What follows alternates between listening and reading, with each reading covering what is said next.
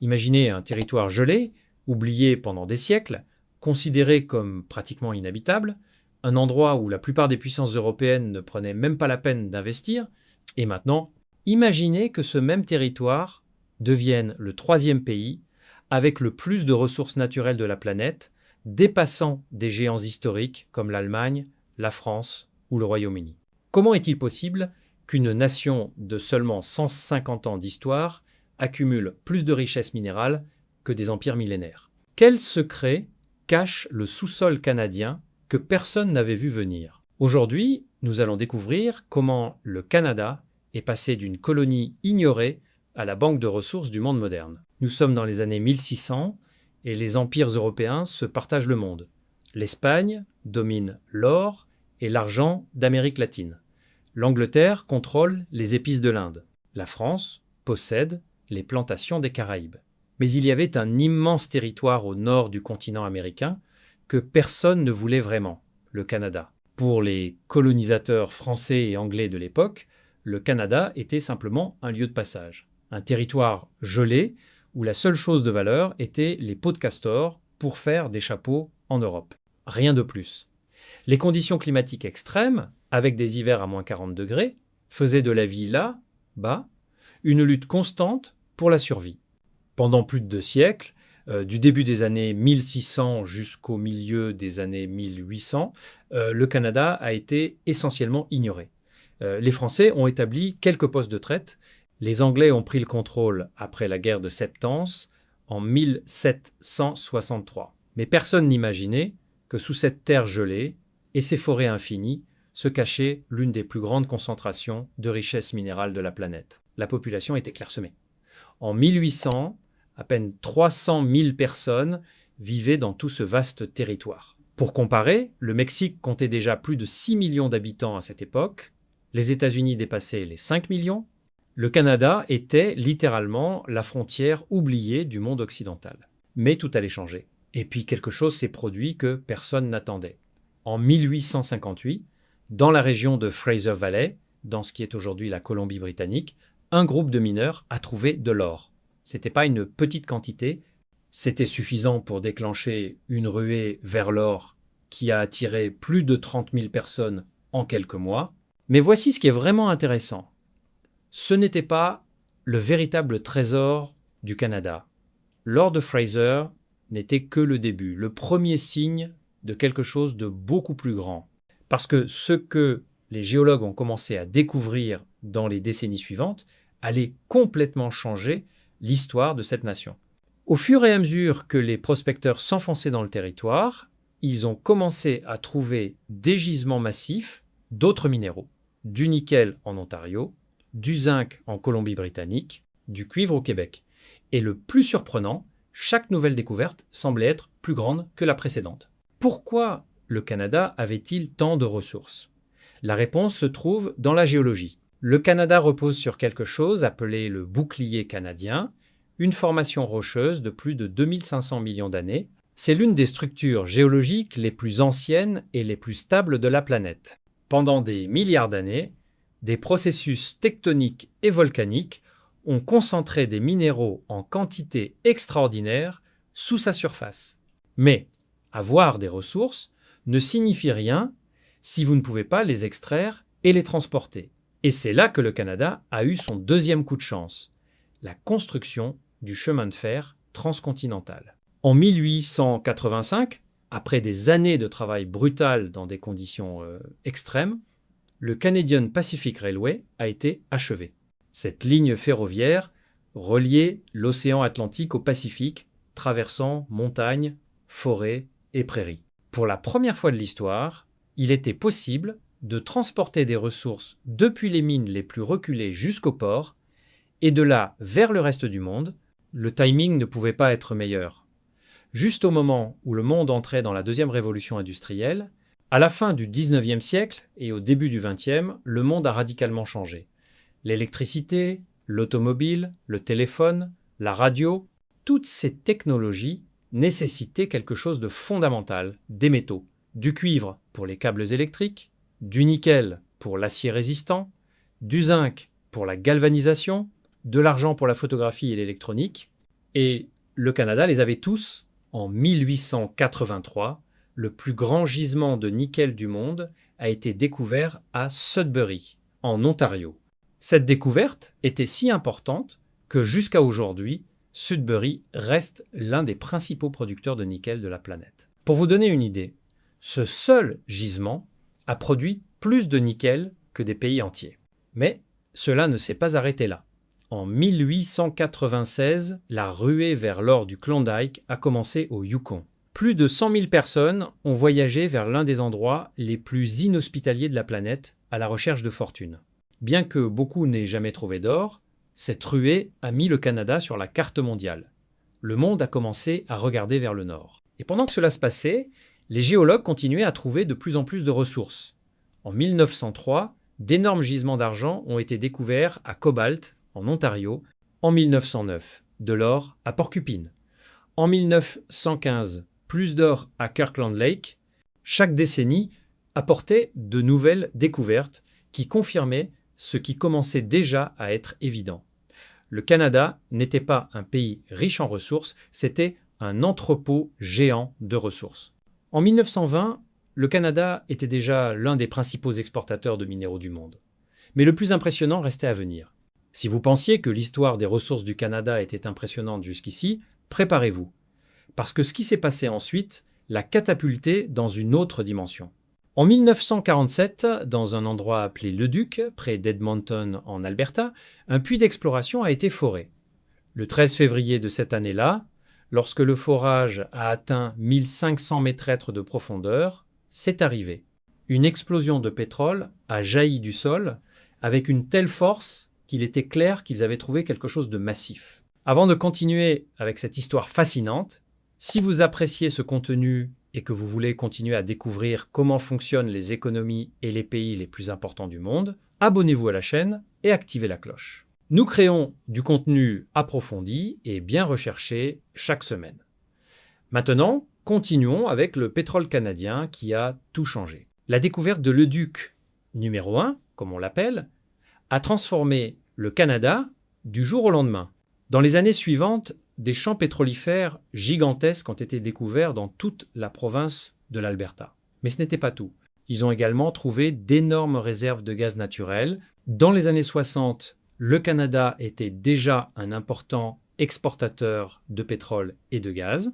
Ils ont construit des oléoducs reliant les champs de l'Alberta à l'est des États-Unis et aux raffineries de l'est du Canada.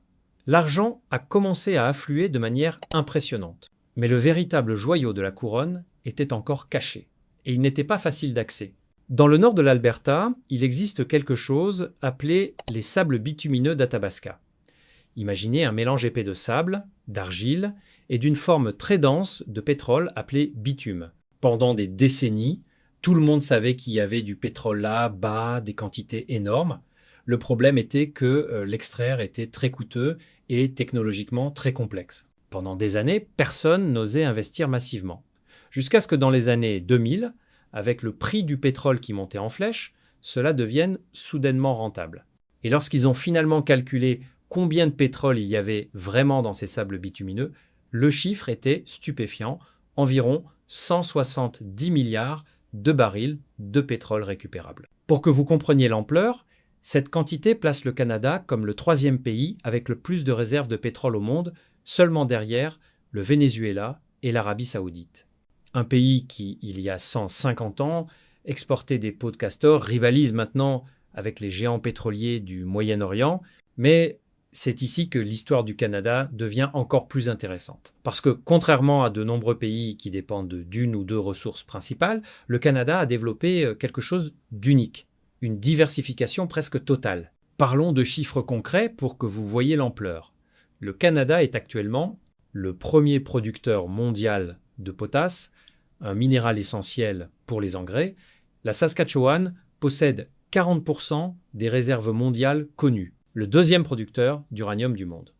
Cet élément est crucial pour l'énergie nucléaire et le Canada contrôle certains des gisements de la plus haute qualité de la planète, l'un des 5 principaux producteurs d'or. Il produit plus de 170 tonnes par an, le 4e producteur de diamants, oui, des diamants, Dans les années 90, ils ont découvert des gisements massifs dans les territoires du Nord-Ouest. Un géant dans la production de zinc, nickel, cuivre, argent, platine et cobalt. Mais ce ne sont pas seulement des minéraux métalliques. Le Canada est également une puissance en... Il possède 9% des forêts du monde. C'est le plus grand exportateur de produits forestiers. Eau douce. Il possède 20% de l'eau douce de la planète. Dans un monde où l'eau devient de plus en plus précieuse, c'est de l'or liquide. Terres agricoles. Les prairies canadiennes produisent du blé, du canola et des légumineuses qui nourrissent le monde. Et voici quelque chose que beaucoup de gens ne savent pas. Le Canada est également devenu un leader dans la technologie d'extraction et de traitement. Les entreprises minières canadiennes n'opèrent pas seulement au Canada, elles opèrent dans plus de 100 pays. Elles sont des leaders mondiaux en exploration, extraction durable et technologie verte de l'exploitation minière. Comment ont-ils réussi cela? 3 facteurs clés. Premièrement, stabilité politique et juridique. Le Canada a établi des règles claires pour l'investissement dans les ressources, les contrats sont respectés, les droits de propriété sont garantis et il existe un cadre juridique transparent. Cela a attiré des investissements étrangers massifs. Deuxièmement, investissement dans la recherche. Le gouvernement canadien et les entreprises privées ont investi des milliards en géologie, exploration et technologie d'extraction.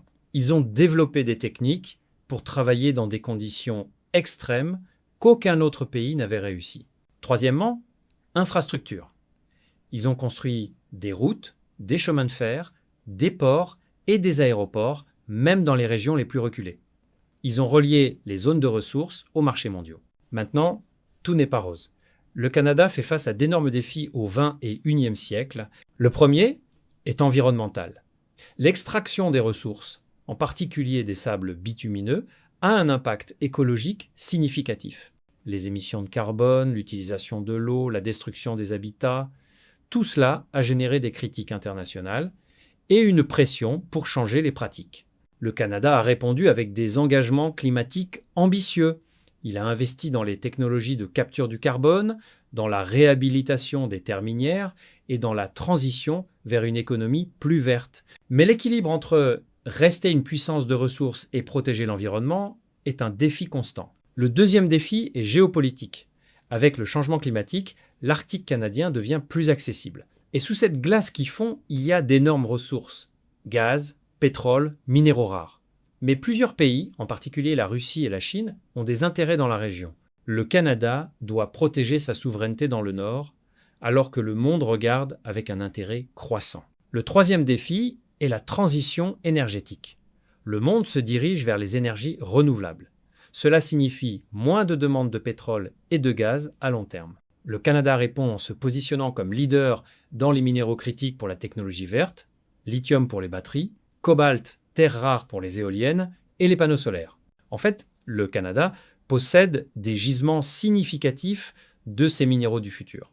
Il attire déjà des investissements massifs d'entreprises technologiques et de fabricants de véhicules électriques qui doivent sécuriser leur chaîne d'approvisionnement. Nous ne pouvons pas parler des ressources canadiennes sans mentionner le voisin du Sud. Les États-Unis sont, de loin, le principal client du Canada. Plus de 75% des exportations canadiennes vont aux États-Unis. Cette relation est symbiotique. Les États-Unis ont besoin de l'énergie et des minéraux canadiens pour leur économie. Le Canada a besoin du marché américain pour vendre ses produits. Les deux pays sont si intégrés économiquement que lorsque l'un éternue, l'autre s'enrhume. Le Canada exporte aux États-Unis 40% de son pétrole importé, une grande partie de son gaz naturel, de l'électricité de ses centrales hydroélectriques, du bois, des minéraux, des produits agricoles. Mais cette dépendance est également un risque. Tout changement dans la politique commerciale américaine impacte directement le Canada. Les différends commerciaux, les tarifs douaniers, les réglementations, tout affecte l'économie canadienne. C'est pourquoi le Canada a travaillé à diversifier ses marchés. Il a signé des traités commerciaux avec l'Europe, avec des pays asiatiques, essayant de réduire la dépendance absolue aux États-Unis. C'est un processus lent, mais stratégique. Il y a quelque chose que nous n'avons pas mentionné, mais qui est crucial. Le rôle des personnes. Le Canada est un pays de seulement 40 millions d'habitants, essayant d'administrer un territoire immense plein de ressources. Comment font-ils? La réponse est l'immigration stratégique et l'éducation spécialisée. Le Canada a attiré des géologues, des ingénieurs miniers, des experts en pétrole et gaz du monde entier.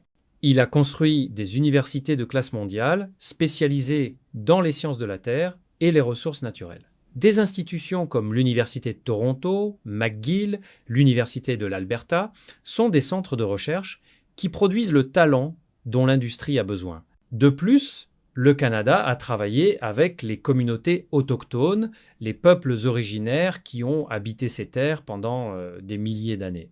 Après des décennies de conflits et d'abus, il existe maintenant un effort pour les inclure dans les projets de ressources, pour respecter leur territoire et pour partager les bénéfices économiques. Ce n'est pas parfait, il y a encore des tensions et des problèmes, mais il y a une reconnaissance que le développement durable doit inclure les personnes qui s'occupaient originellement de ces terres. Qu'attend le Canada dans les prochaines décennies? La réalité est que sa position de géant des ressources est assurée.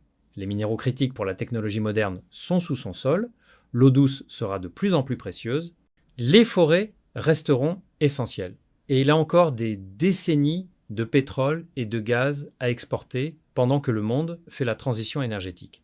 Mais le Canada mise également sur autre chose, il investit pour devenir un leader de l'économie verte. Il veut être le fournisseur des matériaux dont le monde a besoin pour les panneaux solaires, les batteries, l'infrastructure durable. Il développe la technologie de l'hydrogène vert. Il a le plus grand potentiel hydroélectrique d'Amérique du Nord.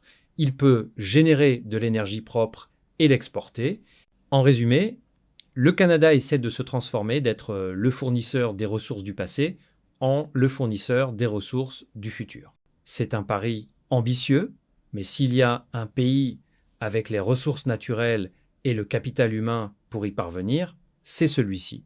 L'histoire du Canada est extraordinaire. D'être un territoire gelé et oublié dans les années 1600 à devenir la troisième réserve de ressources naturelles de la planète au XXIe siècle.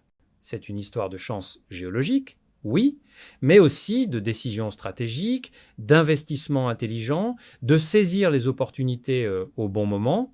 Elle nous enseigne que les ressources naturelles seules ne rendent pas un pays riche. Le Venezuela a plus de pétrole que le Canada et n'a pas du tout le même niveau de développement. La différence réside dans les institutions, dans l'état de droit, dans l'investissement, dans l'éducation et l'infrastructure. Le Canada a pris les ressources que la nature lui a données et a construit autour d'elles une économie moderne, diversifiée et orientée vers l'avenir. Ce n'était pas facile. Cela a pris 150 ans. Mais aujourd'hui, c'est l'une des économies les plus stables et prospères du monde. Et le plus intéressant, son histoire est encore en train d'être écrite.